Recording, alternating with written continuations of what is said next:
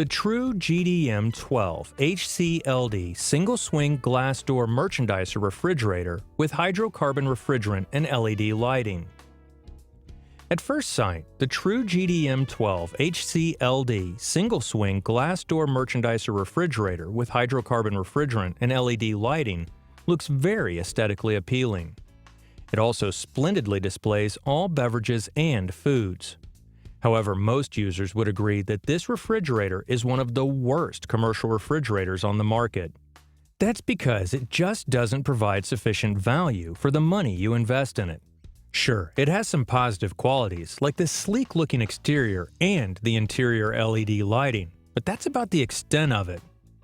When you look at the bigger picture, it would just be wise to ignore this refrigerator since it has more cons than pros.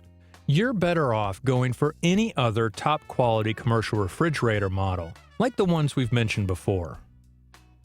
Here's the pros. It's aesthetically appealing and has LED lighting that illuminates all your stored foods and beverages. But here's all the cons.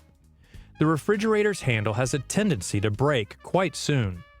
The shelves are not easy to remove.